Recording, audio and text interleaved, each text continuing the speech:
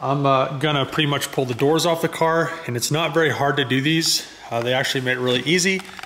Other than doing the bolts, they have these as quick connects, so they just pretty much come undone, and you know, it's really easy. So I'm gonna pull the doors off, pretty much strip the doors, pull the glass out, take the mirrors off, and strip the mirrors. So just so I can get all of this ready to sandblast, well, to hydroblast, not sandblast. It's a little bit more gentle. It makes like a really nice finish to seal. So pretty much this door, it looks like it's pretty straight. I'm sure when I block it out, I could see like a little tiny ding, a few little tiny dings. But other than that, once I seal it, I really like the parts that aren't like right here where it's nice and smooth. When it's blasted, pretty much when I seal it, I'm probably not gonna have to do that much body work to it. We'll see what's underneath it, but if it's just straight metal, no filler or anything, shouldn't have too big of an issue. That's the great thing about hydroblasting, and I really can't wait. I wish I could do pretty much like the whole body, but you know, that's kind of impossible. I mean, I probably could do it. The one thing I'd have to do is pull the glass out, pretty much just strip all that right there, pull the front windshield out. I'd have to, you know, strip the whole interior out of it, and that's where it gets kind of, you know, where it gets kind of like way too much stuff to do.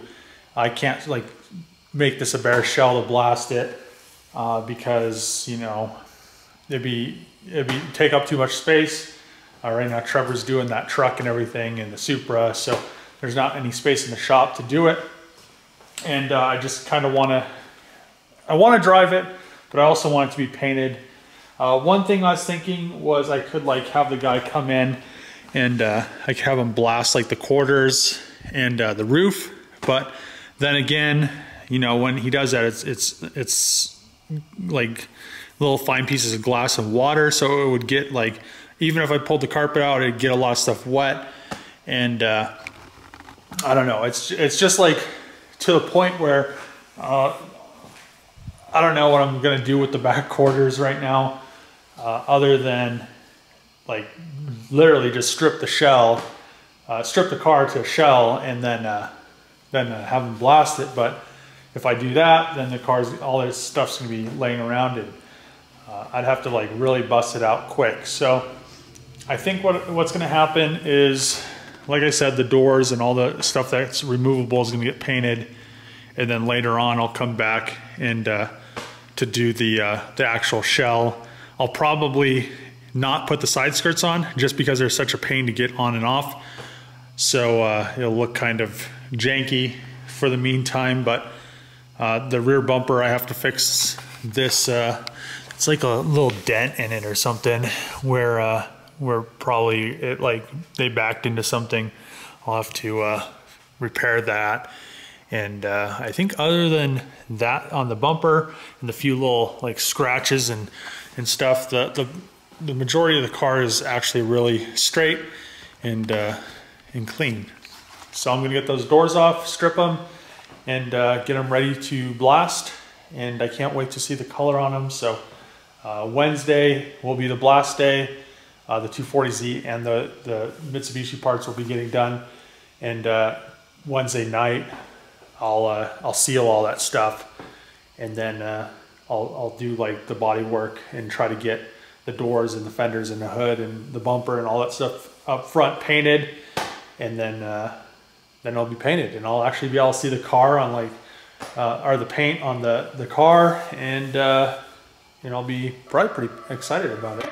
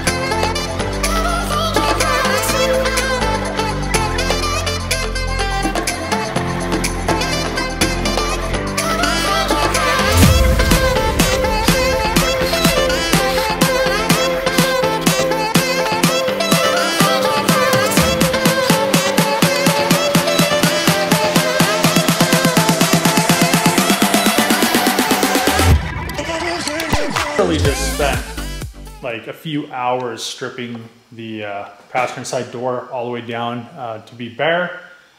And like right after I get the side molding off, which is like a really pain, and I didn't actually break any tabs on that, which I was actually really surprised about.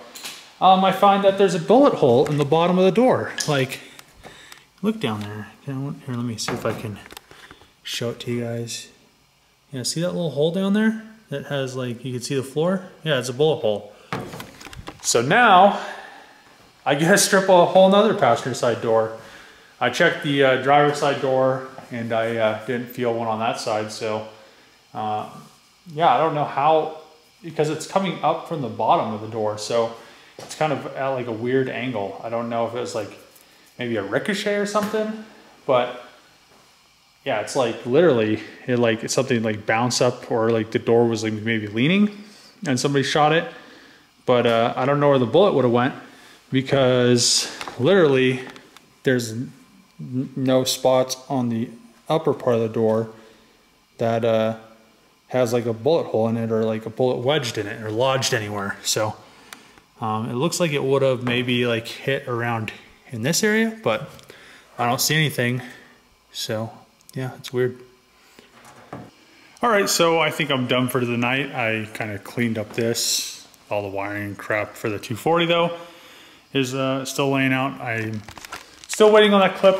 I was hoping that it'd come, you know, a little bit sooner than, because it hasn't come yet. So I want to get that wiring done, and I'm just waiting on that clip. So yeah, it's unfortunate about that door. Probably tomorrow I'll strip the other door.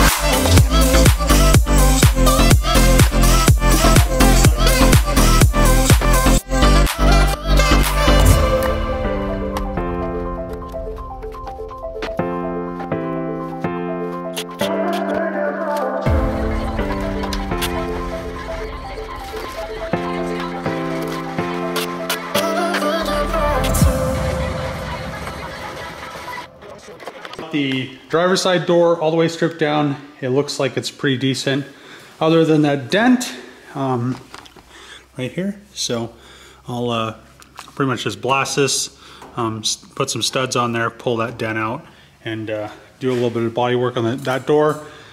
I'm going to use the other door from the other car, so I need to strip that. I just decided to strip this one here instead. Okay, so a few more setbacks with the whole VR4 project. So I've been kind of stripping it down a little bit more.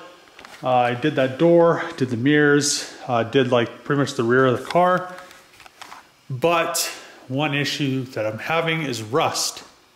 So the car doesn't have that much rust, but the main part of the rust is like the bolts. Every bolt wants to snap.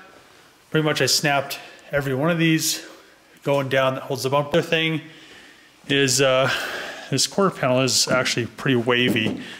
I was looking at it and I kind of knocked this dent out a little bit, but with the whole rust thing, this right here is rusty, and I didn't think it went all the way through, but I think when they blast it, it's gonna show through. So you can see, I don't know, you might not be able to see, but you can kind of see little pinholes, and then it's a little bit more rusty down there. And there's all this, like, I think that's all salt that was underneath that little plastic tray.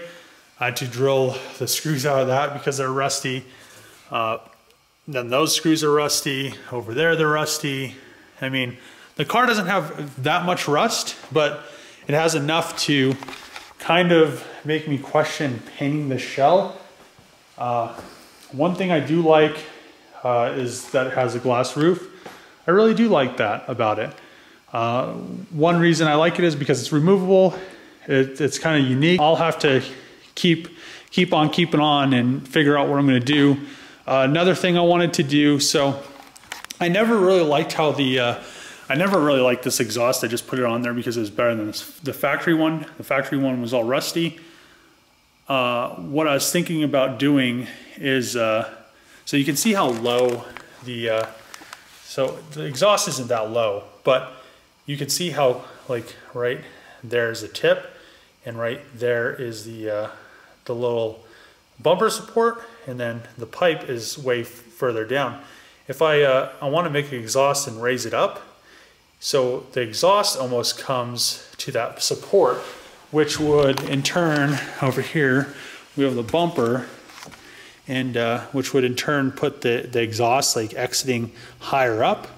And I almost would like to like close like the bottom off almost, kind of like and cut like all this BS out, because that really doesn't do anything but scoop, well, it doesn't scoop up air because it's like kind of tucked in there, but kind of just like cut that out and kind of do, you know how the GTRs have the like that little garnish on the new 17s that the exhaust goes through. It's like a trim almost. I kind of want to do something like that, and it wouldn't be very hard if I just pretty much just cut it up a little bit and like out. And this bumper, you know, it's pretty much I don't know, it has like this big like hump right here, and there's no way I'd ever be able to actually, I mean, I could sand that down, I guess, but you know, making it smooth. There's one at the junkyard I don't think has any damage, so and then it's like all wavy right there, so I could like test messing with that and making it kind of different, so it's not, you know, I never really liked how the exhausts come out of these, because they're kind of like, they kind of like hang too low, and then they kind of look dumb because they don't flow with the bumper. But if I could do something like that, I think it kind of make it look a little bit more aggressive and a little bit newer, instead of so, you know, so old. And maybe I could do something with maybe a diffuser in the center. I don't know. I don't know if anybody's ever seen the inside of an actual like legit combat wing, but so I took mine apart because I'm going to paint it, and I was actually very surprised. I never knew that they look like that inside, and you know, it's still heavy because it's so thick, but I never knew that they look like that. Check this out. So so the inside of a combat wing looks like an airplane. It's completely hollow. It's almost like a, so I'll show you in a sec, but the screws screw on the outside, and I always thought they screwed in the center. So that's actually really crazy. I thought it was way different, but you know, it's completely hollow, and it's like an extruded piece of aluminum. Mitsubishi in the 90s was doing crazy stuff. I'm actually pretty surprised. So over there, I have some stock for like 3D printers and stuff, and it's almost like the same thing, extruded. Pretty awesome. So I'm gonna take that, the ends, these little trim covers, and the mirrors. I don't think I'll take the doors today, but I need to take the doors, and the fuel door lid. I need to take this and that stuff right there that's kind of rusty and gross looking to the powder coater. And I probably need to take all this crap right here to the container, and maybe some of this stuff, just so it's not laying around in my grandma's garage, so she doesn't get mad or anything. You know, she lets me use it, so I can kind of work on a few things. But you know, I didn't expect to get into a whole huge project. I was just planning on, man, I like, it was supposed to be a spray and go, and now it's a spray and stay. That's the end of this video. I got quite a bit of stuff done on the VR4, even though it's kind of disappointing me with the, you know, it's a Missouri car. What did I really expect? But thanks for watching. Comment below. Click that bell if you haven't, just so you get notifications when I do post a new video. And, you know, see you next time.